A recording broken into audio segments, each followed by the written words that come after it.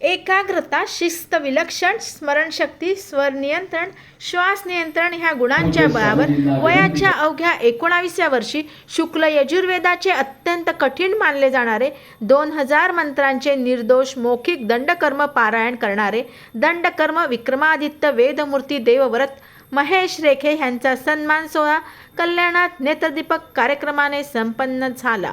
याज्ञवल्क्य संस्था कल्याण, अखिल भारतीय ब्राह्मण महासंघ कल्याण, ब्राह्मण सभा पंडितवाडी कल्याण, चित्तपावन ब्राह्मण संस्था, देशस्थ ऋग्वेदी ब्राह्मण संस्था, कऱ्हाडे ब्राह्मण संस्था ह्यांच्या संयुक्त विद्यमानाने आयोजित करण्यात आलेल्या वेदमूर्ती देवव्रत महेश रेखे यांचा सन्मान सोहळा अविस्मरणीय ठरला. या प्रसंगी या सोहळ्याला फुलगाव पुणे येथील परमपूज्य स्वामी स्वरूपानंद सरस्वती ह्यांचे शुभ आशीर्वाद लाभले. ह्यांच्या शुभ हस्ते देवव्रत महेश रेखे ह्यांचा सन्मान करीत 1,51,000चा धनादेश सुपूर्त करण्यात आला.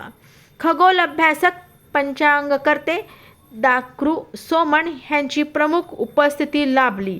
तर परशुराम आर्थिक विकास महामंडळाचे अध्यक्ष कॅप्टन आशिष दामले हे प्रमुख पाहुणे म्हणून उपस्थित होते. याज्ञवल्क्य संस्थेचे कार्यकारी विश्वस्त मिलिंद कुलकर्णी ह्यांचा विशेष सत्कार यावेळी करण्यात आले.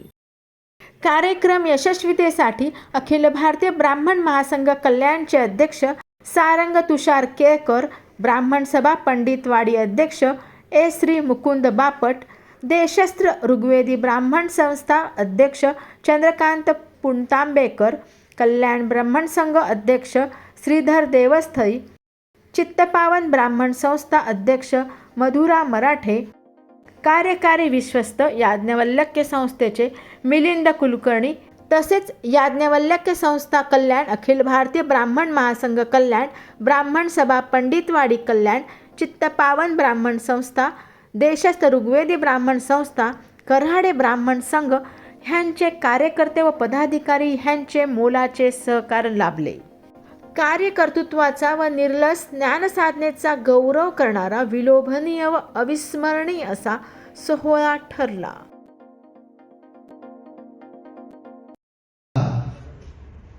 मेधाशक्ती यांचं एक परमोच्च अशी असलेली जी काही मनाची अंतरंगाची अवस्था असते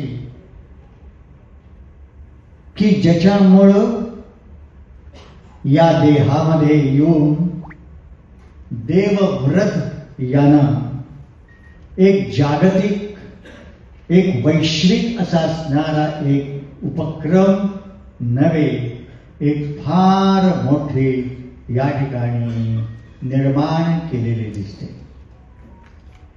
त्याचं किती कौतुक करावं हे कमीच आहे, पण निश्चितपणानं खूप खूप समाधान वाटतं आणि आमचे खूप आशीर्वाद आहेत की त्यांना अजूनही काही पुढे जायचं आहे. मगाशी मी बोलत होतो, काही मिनिटं बोललेलं आहे दोघांच्या बरोबर. ही एक सुरुवात आहे, शेवट नाही आहे. अजूनही शेवट खूप लांब आहे. नदी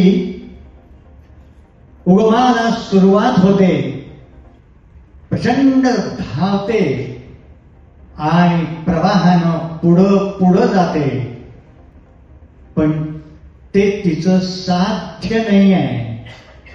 वाहणं हा स्वभाव आहे, प्रवाहित होणं हा स्वधर्म आहे, परंतु लक्ष्य जे आहे ते एकच लक्ष्य आहे, सागराशी एक रूप होणं. हे लक्षात ठेवावं आणि त्या दिशेनं या शरीरामध्ये आलेलं आहे ते जीवन संपेपर्यंत एक परिपूर्ण असं असणारं एक जीवन विकसित करावं, अनुभवावं, एवढीच आमची भगवंताच्या चरणी प्रार्थना आहे आणि आशीर्वाद. सर्वांनी वेदाचं महत्व आणि यांनी तर खूपच कमाल केली. आज खूप काही सांगितलं. खरं बरोबर आहे. महेश गुरुजींनी सांगितलं, आमच्यापैकी थोडेसे जे कोण आहेत समोर माझ्या सुद्धा, त्यांच्यापेक्षा तुम्ही कुणी सुद्धा वेद हा ग्रंथ सुद्धा बघितला नाही. मालामालयं करुणालयं नमामि भगवत्पादं शङ्करं लोकशङ्करम्. श्रीगुरुभ्यो नमः. हरिः ॐ. यज्ञेन यज्ञामाजान्तादेवास्ता